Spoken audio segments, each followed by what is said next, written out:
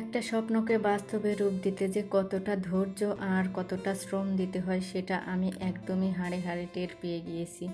Hello everyone, আসসালামু আলাইকুম। আমি মুক্তা, মুক্তা ব্লগ চ্যানেলে সবাইকে স্বাগত জানাই।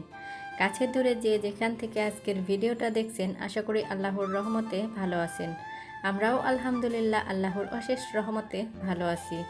এই তো হাজব্যান্ড বাজার থেকে কিছুটা ফল আর একটা মাছ নিয়ে এসেছে। কয়েকদিনের মধ্যেই যেহেতু আমরা গ্রামের বাড়িতে যাব, সেই জন্য বলেছি অল্প পরিমাণ মাছ আনতে। তো তারপরেও বড় একটা রুই মাছ নিয়ে এসেছে। আর এখানে এই যে পেয়ারাগুলো আমি ভালো করে ধুয়ে পরিষ্কার করে পানিটা ঝরিয়ে নিচ্ছি, কিছুটা কেটেও নেব পরবর্তীতে। আর সকালের নাস্তা কিন্তু অলরেডি আজকে করে ফেলেছি, দুপুরে রান্না বাড়া করব। তো তার আগেই হাজব্যান্ড মাছ নিচে থেকে নিয়ে এসেছে। আর এখন ভালো করে ধুয়ে পরিষ্কার করে পানিটা ঝরিয়ে নেব পুরো মাছটা। আমি যতটুকু পরিমাণ মাছ রান্না করব সেইটুকু রেখে আর বাকিটা ফ্রিজেই রেখে দেব, কারণ বেড়াতে যাব সেই জন্য অল্প বিস্তার আনতে বলেছি।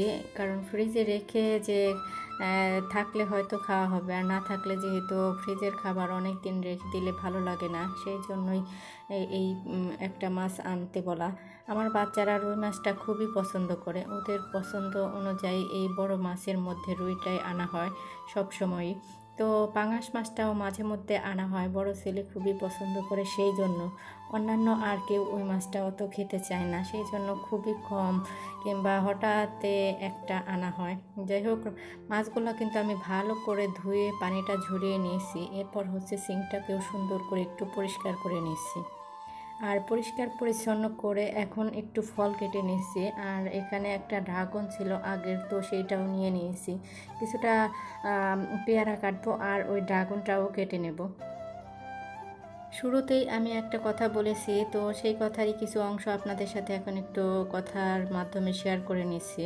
আসলে একটা সংসারে এসে যে কতটা শ্রম দিতে হয় সেটা একমাত্র মহিলা মানুষ সেই ভালো জানতে পারে। আর এখান থেকে ক্ষুদ্র ক্ষুদ্র আয় করে যখন একটা বিশাল বড় আকার ধারণ করে কিছু একটা কেনা হয়, সেটার সার্থকতা মনে হয় আর কোনো কিছুতেই ওইভাবে পাওয়া যায় না। তো আমিও তার মতোই একটা জিনিস আজকে আমার ইচ্ছে পূরণ হয়েছে। তো সেই ইচ্ছে পূরণটাই আপনাদের সাথে একটু শেয়ার করার চেষ্টা করব। দেখা যাক কতটুকু আপনাদের পছন্দ হয়। আর আমারও অনেকটা ভালো লাগেছে বলেই এই জিনিসটা অনেক দিন পরে হলেও ধৈর্য ধরেছি বিধায় কিনতে পেরেছি। অনেকটা ধৈর্য সহকারে থেকে আর কিছু কিছু ক্ষুদ্র টাকা জমিয়ে তারপরে স্বাদ এবং সাধ্যের মধ্যে এই জিনিসটা আমি কিনতে পেরে নিজেকে অনেকটা ভাগ্যবতী মনে করছি। যাই হোক, অনাকাঙ্ক্ষিত এই চাওয়াটা পূর্ণ হওয়ার মূল লক্ষ্যই আমার কিছু আগের একটা কানের রিং ছিল, তো সেটাকেও বিক্রি করেছি। আর কিছু টাকা জমানো ছিল, সেটা দিয়েই এই দুলটা কিনে নিয়েছি। কানের এই ঝুমকাটাই আমার ছিল না, এমনি সেট সহকারে আছে। আমার কাছে এরকম টাপা দুল এটা খুব ভালো লাগছিল। অনলাইনেও দেখেছি, এমনকি জুয়েলার্সে গিয়েও দেখেছি। তো তারপরে আমি একটা দোকানে গিয়ে যাচাই করে অনেকটা কি বলবো দিন আগেই দেখে এসেছিলাম এই ডিজাইনটা, এই রকমের এই দুলটা। তো সেটাকে আজকে কিনতে পেরে না নিজের কাছে অনেকটা কিন্তু ভালো লাগা কাজ করছে। তো আপনাদের কাছেও কেমন লাগলো কমেন্ট করে কিন্তু জানাতে পারেন আমার এই কানের দুলটা। আর এখানে আরও কিছু হাতের আংটি কিংবা নোজপিন আছে, সেগুলো আপনাদের সাথে একটু শেয়ার করছি। তবে এইগুলো কিন্তু এখনকার কিনা না। আর যেহেতু এখনকার কিনা না, সেই জন্যই কথাটা বলে দিয়েছে। এখন শুধু ওই কানের দুলটাই নেওয়া হয়েছে। আর এই আংটিগুলো অনেক আগের আমার ছেলের, এমনকি আমার কিছু আংটি এইগুলাই ছিল। তো যেহেতু এখন একটু গোলটা বের করেছি, সবগুলো একটু বের করে নেড়ে চেড়ে দেখে দিচ্ছি আপনাদেরকেও। আর এই রিং হাতের আংটিগুলো না আমার সব সময় পরা হয় মাঝে মধ্যেই, তো সেই জন্য এগুলো আমার সাথেই সব সময় থাকে। আর ভারী কোনো গহনা আমি যেহেতু সব সময় পরি না, সেই জন্য সেইগুলার কাছে থাকে না। আমি যেহেতু গ্রামের বাড়িতে যাব, তো ভাবছি এইগুলাও নিয়ে যাব।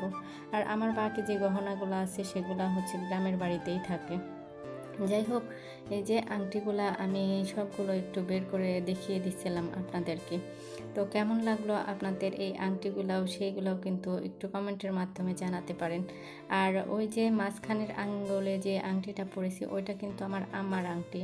আমি যখন ক্লাস 7-এ পড়ি তখন থেকে ওই আংটিটা কিন্তু আমার হাতেই বেশিরভাগ সময় থাকে, মানে পরেছি। তো সেই আংটিটা মাঝে মধ্যে এখন পরা হয়, কারণ সব সময় আংটি পরে কাজ করা কিন্তু একটু ভালো লাগে না, কেমন জানি আনইজি ফিল হয়। যাই হোক, সেই জন্যই। আর আম্মা বলেছে ওই আংটিটা কখনো নষ্ট করো না, এমনকি ওটা ভেঙেও ফেলো না, সেই জন্যই রেখে দিয়েছি। এই তো মাছগুলা আমি এখন হচ্ছে ফ্রিজে কিছুটা রেখে দেবো, আর বাকিটুকু হচ্ছে রান্না করব। 2 দিন রান্না করা যাবে সেই পরিমাণ রেখে, আর বাকিটা হচ্ছে রান্না করে ফেলছি। মাথাটাও রেখে দিয়েছি, এটা দিয়ে মুড়িঘণ্ট করে ফেলবো একদিন। যাই হোক, এই যে এর মধ্যে কিন্তু আমি এখানে করলা ভাজি আর ছোটো মাছের চচ্চড়িটা করে নিয়েছি। আর রুই মাছ যেহেতু রান্না করব, যেহেতু ওই দুটা রান্না হয়ে গিয়েছে, এখন এটা শুধু একটু ভুনা করলেই হয়ে যাবে। আর ছোট মাছের চচ্চড়িটা আমার হাজব্যান্ডের খুব পছন্দ, তো সেইভাবেই করেছি। আর এই তো এখন হচ্ছে আমি রুই মাছটাকে সুন্দর করে ভালো করে ভুনা করে নিচ্ছি। একটা সংসারে কি পরিমাণ আয় ব্যয় সেটা বুঝেই কিন্তু একটা গৃহিণী সুন্দর করে চালাতে পারে। তো আমি আমার সংসারে যেহেতু অনেকটা যে দিন ধরে আছি, সেই জন্য আমি আমার কাজগুলো কিংবা আমার আয় ব্যয় সবটাই কিন্তু জানি কিংবা বুঝি। সেইভাবেই করেই কিন্তু আমি আমার সংসারটাকে চালিয়ে নিচ্ছি। আর আমি সেখান থেকেই কিছুটা সেভিংস করে এই জিনিসগুলো করেছি। তো আমার এই ছোট ছোট শখগুলা যে আমার হাজব্যান্ড পূর্ণ করে দেয়, সেটাই কিন্তু অনেক বড় চাওয়া। আল্লাহর কাছে সব সময় দোয়া করি, আল্লাহ ওনাকে যেন সব সময় ভালো রাখে, সুস্থ রাখে, এভাবেই যেন আমাদেরকে সারা জীবন আগলে রাখতে পারে।